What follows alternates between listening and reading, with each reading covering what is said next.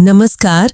आज हम आंख के एक बहुत ही दिलचस्प हिस्से पर बात करने वाले हैं, पुतली यानी कि प्यूपिल। हाँ, सुनने में शायद ये काफी छोटा सा लगे, पर आंख के लिए और हमारे नर्वस सिस्टम को समझने के लिए ये बहुत जरूरी है। बिल्कुल, हमने कुछ मेडिकल स्टडीज देखी हैं, इसकी बनावट, इसके काम और डॉक्टर्स के लिए ये क्यों इतनी मायने रखती है इस पर। तो कोशिश रहेगी कि इसे आसान भाषा में समझें। जरूर। तो सबसे पहले ये पुतली आखिर है क्या? ये जो आंख का रंगीन हिस्सा होता है, आइरिस, उसके बीच का काला गोल हिस्सा। हाँ वही, पर मजेदार बात यह है, जैसा आपने कहा भी, कि ये कोई अंग या टिश्यू नहीं है। ये असल में सिर्फ एक खाली जगह है, एक छेद या ओपनिंग। अच्छा, सिर्फ एक ओपनिंग। तो इसका काम क्या है फिर? इसका सबसे बड़ा काम है आंख के अंदर जाने वाली रोशनी की मात्रा को कंट्रोल करना। इसे आप आंख का दरवाजा समझ सकते हैं। दरवाजा? कैसे? ऐसे कि तेज रोशनी में, जैसे धूप में, ये सिकुड़ कर छोटा हो जाता है। इसे मियोसिस कहते हैं। ओके, मायोसिस, ताकि तेज रोशनी से रेटिना को नुकसान ना हो। बिल्कुल सही। और जब रोशनी कम होती है, जैसे अंधेरे कमरे में, तो ये फैलकर बड़ा हो जाता है। इसे माइड्रियासिस कहते हैं, ताकि ज्यादा से ज्यादा रोशनी अंदर जा सके और हम देख पाएं। अच्छा, तो ये साइज बदलता रहता है? कितना छोटा बड़ा हो सकता है ये? आमतौर पर इसका डायमीटर मतलब व्यास करीब 2 मिलीमीटर से लेकर 8 मिलीमीटर तक बदल सकता है। ये काफी बड़ा रेंज है। हाँ, काफी बड़ा है। और आपने कहा था ये फोकस में भी मदद करता है। हाँ, ये डेप्थ ऑफ फोकस को भी थोड़ा प्रभावित करता है। जब ये सिकुड़ता है तो फोकस थोड़ा शार्प होता है, खास तौर पर नजदीकी चीजों के लिए। तो ये जो सिकुड़ना और फैलना है, ये अपने आप कैसे होता है? मतलब कौन सी चीज इसे कंट्रोल कर रही है? इसके पीछे आइरिस में मौजूद 2 खास तरह की मांसपेशियां हैं, मसल्स। ओके, कौन सी मसल्स? एक है स्फिंक्टर प्यूपिली। ये गोल होती है पुतली के चारों ओर, और जब ये सिकुड़ती है तो पुतली भी सिकुड़ जाती है, छोटी हो जाती है। अच्छा, स्फिंक्टर मतलब सिकोड़ने वाली। हाँ। और इसे कौन सी नर्व कंट्रोल करती है? इसे हमारी पैरासिम्पैथेटिक नर्वस सिस्टम की एक मुख्य नर्व, क्रेनियल नर्व नंबर 3, जिसे ऑक्यूलोमोटर नर्व CNII3 कहते हैं, वो कंट्रोल करती है। Oculomotor nerve. हाँ। CNII3। ठीक है। और दूसरी मसल? हाँ, फैलने वाली। हाँ। दूसरी है डायलेटर प्यूपिली। ये मसल किरणों की तरह बाहर की तरफ फैली होती है।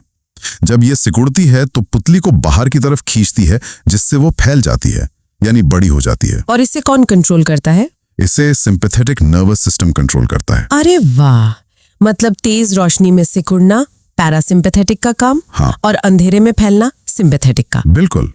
और सिर्फ अंधेरा ही नहीं। हाँ। और कब?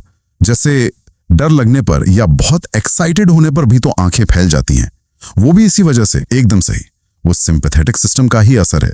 जो फाइट और फ्लाइट रिस्पॉन्स होता है ना, ये उसका हिस्सा है। कमाल है। तो रोशनी, नजदीक देखना, अकोमोडेशन कहते हैं शायद उसे, और भावनाएं, ये सब पुतली के साइज पर असर डालती हैं। हाँ, नजदीक देखने पर भी पुतली थोड़ी सिकुड़ती है, फोकस में मदद करने के लिए। तो ये पैरासिम्पैथेटिक और सिंपैथेटिक सिस्टम के बीच एक बहुत बारीक संतुलन है, जो लगातार बना रहता है। और इसी संतुलन की वजह से डॉक्टर्स पुतली को इतना ध्यान से देखते हैं। मतलब ये लाइट रिफ्लेक्स टेस्ट। हाँ, लाइट रिफ्लेक्स शायद सबसे महत्वपूर्ण टेस्ट में से एक है। जब आंख में रोशनी डाली जाती है तो पुतली का फौरन सिकुड़ना एक नॉर्मल रिस्पॉन्स है। और इससे क्या पता चलता है? इससे पता चलता है कि रोशनी का सिग्नल आंख से दिमाग तक ठीक से जा रहा है या नहीं। ये काम ऑप्टिक नर्व का है। Okay, CN2। ओके। और फिर दिमाग से पुतली को सिकोड़ने का सिग्नल वापस ठीक से आ रहा है या नहीं, ये काम ऑक्यूलोमोटर नर्व CN3 का है। तो अगर ये दोनों नसें CN2 और CN3 सही काम कर रही हैं तो लाइट रिफ्लेक्स नॉर्मल होगा। बिल्कुल। अगर इस रास्ते में कहीं भी कोई गड़बड़ी है तो पुतली की प्रतिक्रिया असामान्य हो सकती है। तो इसका मतलब पुतली की जांच करके, उसके साइज और रिएक्शन को देखकर नर्वस सिस्टम की हेल्थ के बारे में काफी कुछ पता चल सकता है। निश्चित रूप से ये न्यूरोलॉजिकल जांच का एक बहुत अहम हिस्सा है। जैसे मान लीजिए किसी की दोनों पुतलियों का साइज अलग अलग है। हाँ, उसे क्या कहते हैं? उसे एनोसोकैरिया कहते हैं। ये कई वजहों से हो सकता है, कुछ सामान्य, कुछ गंभीर। और कोई उदाहरण? एक और है हॉर्नर्स सिंड्रोम। इसमें एक तरफ की पुतली छोटी, मायोसिस हो जाती है, और साथ में उसी तरफ की पलक थोड़ी गिरी हुई, टोसिस हो सकती है, और पसीना भी कम आ सकता है। अच्छा, और ये क्यों होता है? ये उस तरफ जाने वाली सिंपैथेटिक नर्व सप्लाई में प्रॉब्लम का संकेत होता है। समझ गई। और एक स्थिति होती है जिसमें पुतली पूरी फैली रहती है और रोशनी डालने पर भी सिकुड़ती नहीं, फिक्स्ड डायलेटेड प्यूपिल। हाँ, वो एक बहुत गंभीर स्थिति हो सकती है। वो अक्सर ऑक्यूलोमोटर नर्व यानी CN3 पर दबाव पड़ने या उसके डैमेज होने का साइन होता है। और ये दबाव क्यों पड़ता है? ये ब्रेन के अंदर प्रेशर बढ़ने, जैसे कि किसी चोट, ब्लीडिंग या ट्यूमर की वजह से, या फिर ब्रेन हर्निएशन जैसी खतरनाक स्थिति के कारण हो सकता है। ये एक मेडिकल इमरजेंसी होती है। ओह, ये तो वाकई गंभीर है। दवाओं का भी असर होता है शायद। हाँ, बिल्कुल। कुछ दवाएं जैसे एट्रोपिन आई ड्रॉप्स पुतली को फैलाती हैं, और कुछ दवाएं जैसे पाइलोकार्पिन उसे सिकोड़ती हैं। इनका इस्तेमाल इलाज में भी होता है। तो कुल मिलाकर देखें तो पुतली सिर्फ आंख का एक छेद भर नहीं है, ये एक बहुत ही डायनामिक, गतिशील संरचना है। हाँ, जो लगातार बदलती रहती है, और इसे हमारा ऑटोनॉमिक नर्वस सिस्टम, मतलब वही सिंपैथेटिक और पैरासिम्पैथेटिक नसें बहुत ही फाइनली कंट्रोल करती हैं। इसका साइज, इसका रिएक्शन, ये सब न सिर्फ हमारी देखने की क्षमता के लिए जरूरी है, बल्कि हमारी सेहत का भी आईना है, खासकर नर्वस सिस्टम की सेहत का। बिल्कुल सही। वाकई कमाल है।